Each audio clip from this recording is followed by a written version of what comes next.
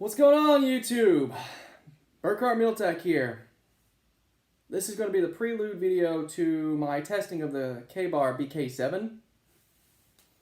As you may or may not know, every knife I get, I test. I don't just go off of what other people show or demonstrate on YouTube. I actually get the knife and test it out myself before I cycle it into my outing gear.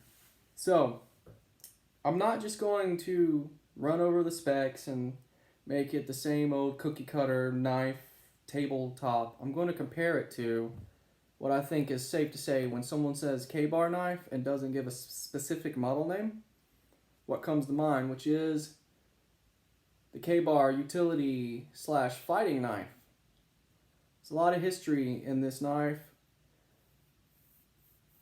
I think it's quintessential for knife collectors or enthusiasts, and I do believe that you can get some medium work out of it. I wouldn't go anything past that. For the sole fact of, well, here is a Camillus US Navy MK2 knife. I bought this from a Vietnam vet, and he said this is from 1947.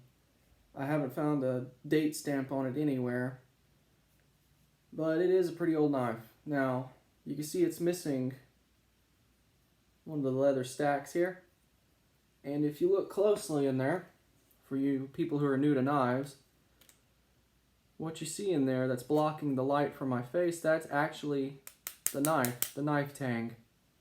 So from here, once the blade disappears behind the handle here, it actually it thins down and just shoots up. It's called a rat tail tang.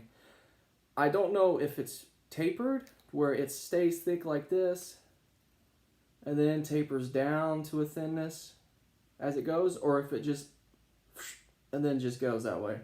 But you can see,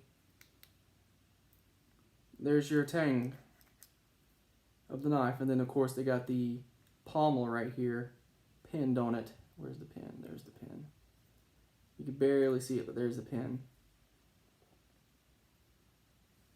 And that is why I believe that you should not primary a Ka-Bar fighting knife as an outdoor woods knife / survival knife.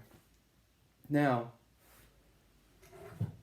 for $82, you can get this right now with free shipping on Amazon. Same exact blade material.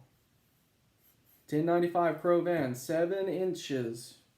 And that's actually 7 inches from cutting edge to tip. On the fighting knife, if you start the cutting edge off, you actually come off a little bit short. It's no big deal, no problem to me. Now, if this passes my test, I'm going to cycle this into my gear because, well, from what you can see online, it's a good knife. It is a full tang though. You see that shiny piece right there? That's actually the knife tang. Meaning if I broke this handle or I took the handles off, I could wrap it up with paracord and still use the knife. But with this one, anything happens to the handle, you're screwed. And, you know, common sense. It's a lot more metal, even though it's skeletonized in there. It's a lot more robust than just having a rat tail tang. Now, mind you, I've seen some people and whatnot, this is all they'll carry out into the woods. Their only cutting edge, aside from a pocket knife. I'd never do that. I follow the principle, one knife is none, two is one. But anyways, you'll see people just carry this knife out with them. I don't know why. It's not meant for that. It's a utility / fighting knife. So you get light utility from it. You get cutting rope. You get opening rations. Here's a coffee can that I'm going to turn into a hobo stove later. You can, you know, put it through just fine. But some people, they classify this as a survival knife.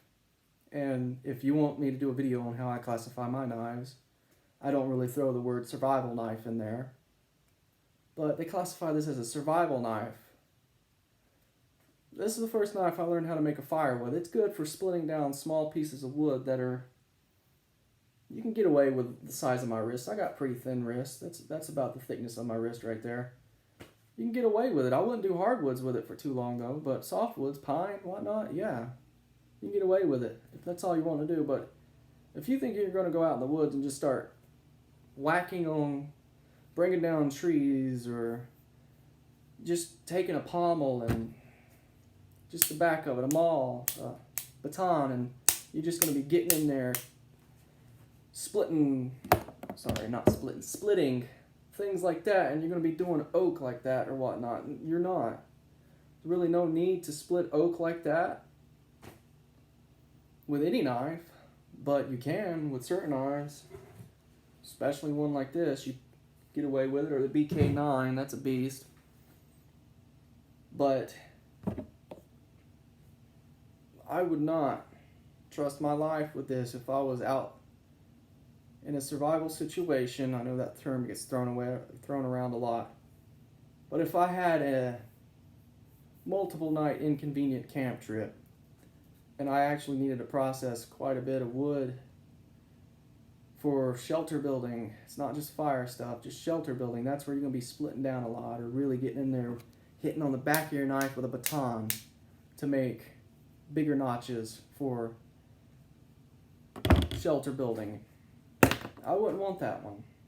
So if I fluffed some of you guys' feathers, or got some of you guys' panties in a knot, show me some super hard use on this blade.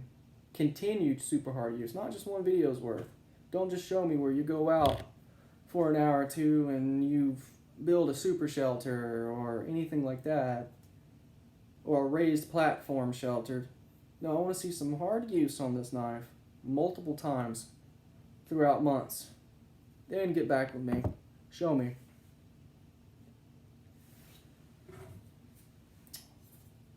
In my upcoming video, when I test this out, it's going to be going through hickory tree. I have hickory in my carport from where it was pruned back, and there's some pretty hardy pieces in there like that. Now, I'm not putting this through that piece, but I am going to put it through bigger pieces that I would normally use out in the woods. Of course, I'm not going to do your run-of-the-mill cookie cutter, split down some wood, feather stick it, and fire it up. No, I'm going to make a baton with this first before doing any kind of feather sticking or anything, or batoning wood. I'm going to make a baton with it and then do that, and then we'll see how it is. And we'll leave the edge factory, out-of-box factory standard. It's hair shaving sharp, but we're just going to do it as is. Then we'll make a fire with it, and then I will put it through a piece of hickory that is a little bit more thick than what I would ever really want to put a knife through. Anyways, I rambled on enough. Thank you for watching. Like, subscribe, comment, especially if I got your little feathers in a rough. And I will see you in the next video. Thank you for watching.